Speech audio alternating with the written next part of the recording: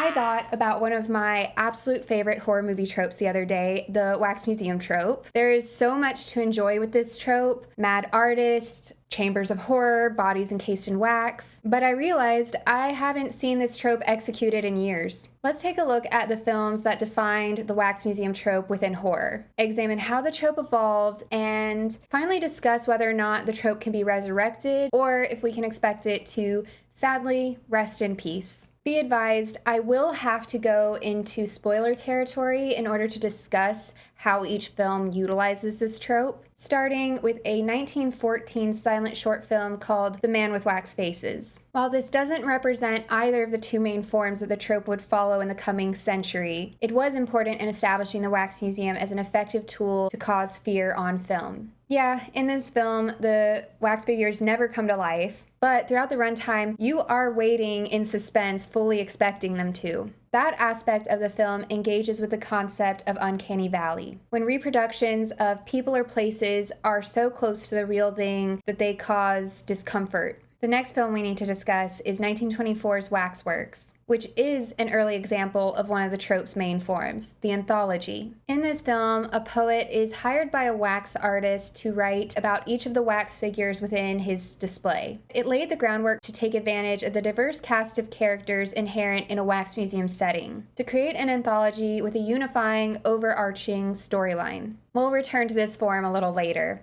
In 1933, Mystery of the Wax Museum really solidified the second major form of the Wax Museum horror trope, that of the mad artist narrative. In this one, a talented but struggling wax artist obsessed with his effigies of Marie Antoinette, Joan of Arc, and Voltaire very nearly dies, yet does survive a fire set by his partner. A partner who, disgruntled by the artist's refusal to include a chamber of horrors, decides that he'd rather just have the insurance money. Years later, the wax artist is looking to open a new museum. But oddly enough, recently bodies have been going missing from the morgue. There's a lot of cat and mouse stuff as a young reporter looks to solve the mystery of the missing bodies. But of course, all clues eventually lead back to the Wax Museum. And surprise, the wax figures are actually corpses covered in wax. And other surprise, the wax artist was disfigured in that fire, so this whole time he has been wearing a wax mask. His obsession with beauty now perverted into an all too real chamber of horrors.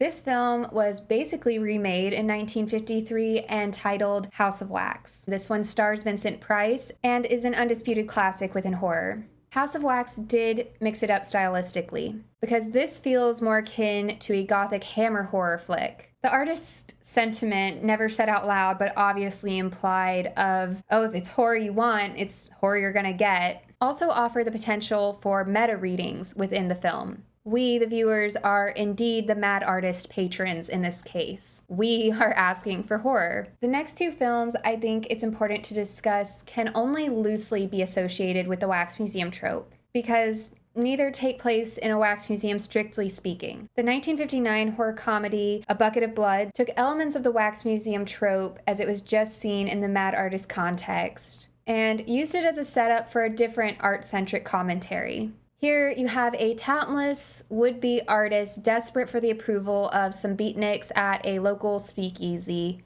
Unexpectedly, he does find success after accidentally killing his landlady's cat and covering it in clay. And upon finding this success, he continues on to human victims in order to further his artistic ambitions. This one, as opposed to centering on an artist as a mad genius obsessed with beauty and horror, makes the artist a dope and a fraud, driven on by the pretensions of an art world which he has so far been excluded from.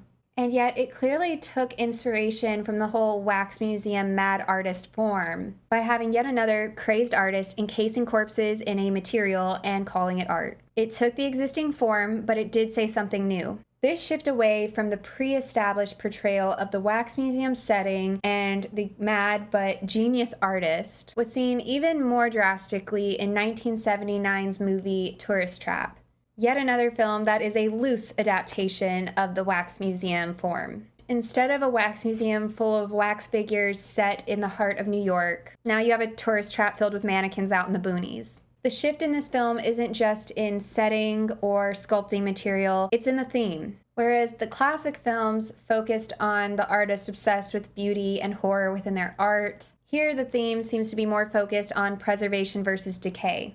Upon finding our cast of towny kid characters stranded due to car trouble, this crazed countryman bemoans that nobody passes through his neck of the woods anymore. He welcomes them to his little roadside attraction, which, instead of being filled with the figures of Marie Antoinette, Joan of Arc, and Voltaire, has Confederate soldiers, Davy Crockett, and so on and so forth. He's no longer in business, and he seems pretty lonely.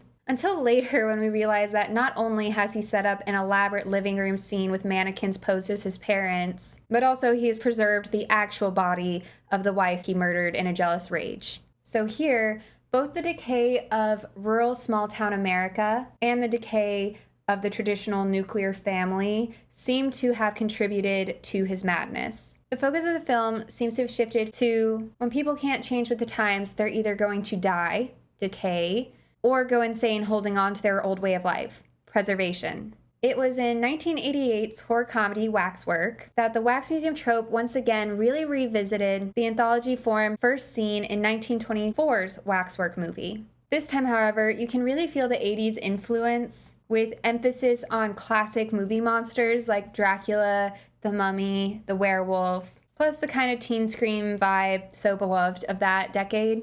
In this one, a bunch of college kids get invited to a private event at a suddenly out of thin air appeared wax museum, only to find that each of the wax displays is a magically generated portal into the world of an evil being, and that they are intended as sacrifices to complete a spell that will reanimate the evil beings and ultimately bring about the end of the world.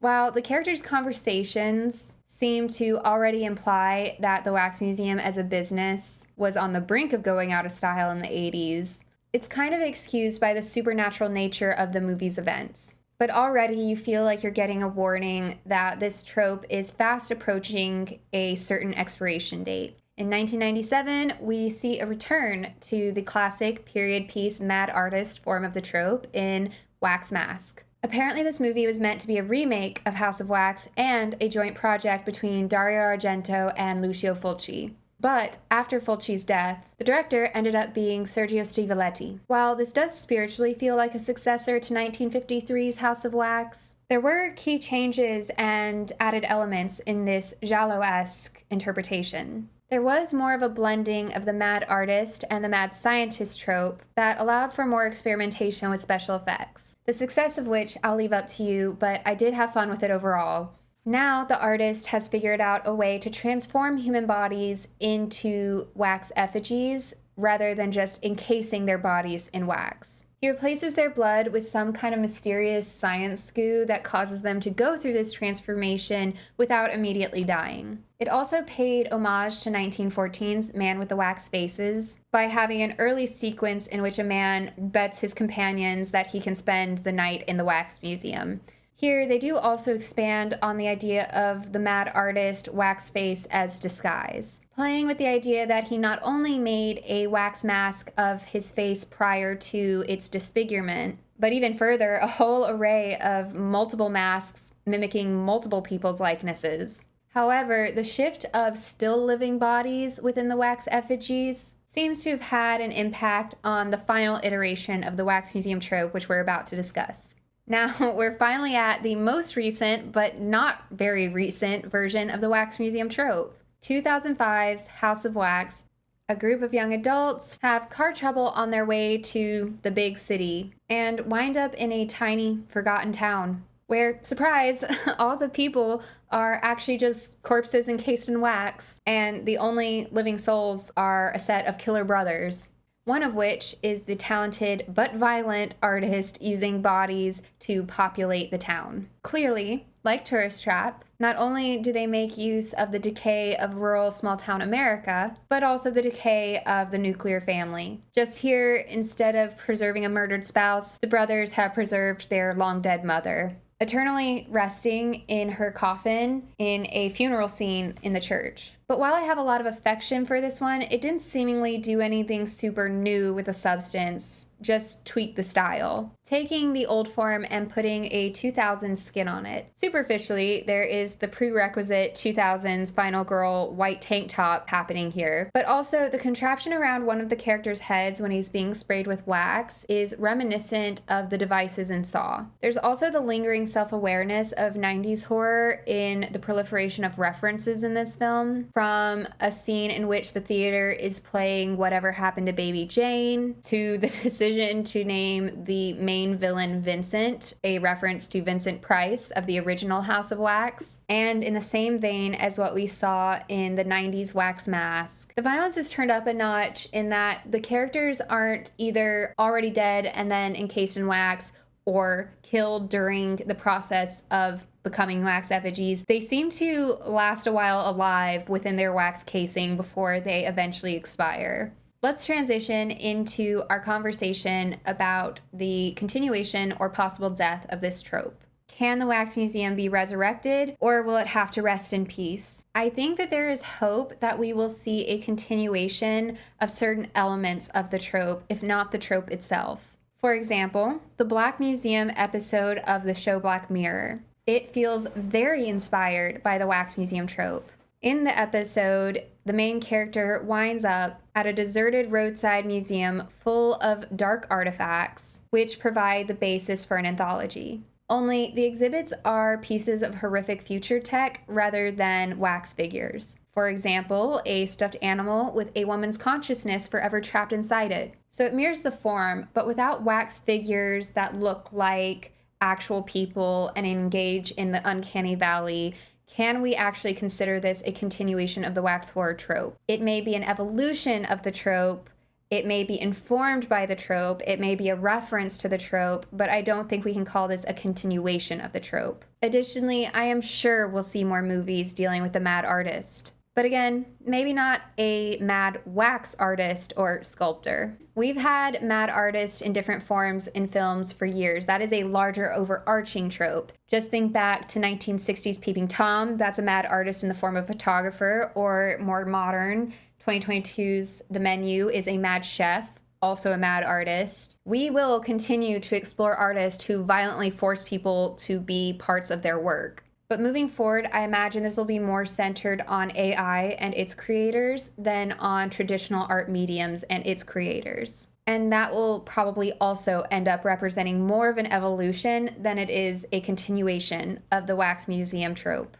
If there is a yet underdeveloped aspect to this trope, it would be in an element that I did not dig too deeply into at the start of this video, but I would like to revisit now, that being identity issues. I didn't delve too deeply into this earlier because I don't feel like this has actually been effectively explored in the films we discussed. The films often played with this concept using the wax or plaster masks that the antagonist wore. In Tourist Trap, the antagonist struggled with his identity, often blaming things on his brother, but his brother was long dead.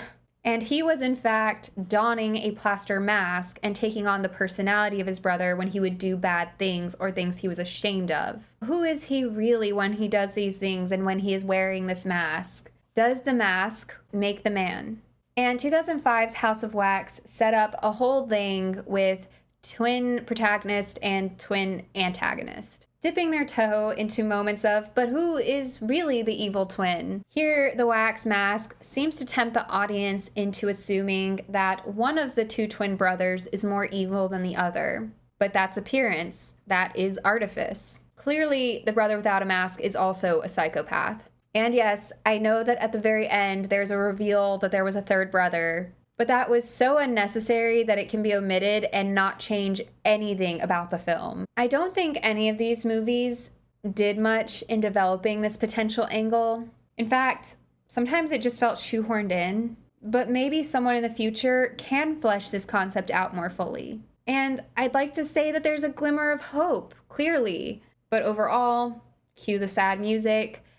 I'm worried that this trope will indeed have to ultimately rest in peace.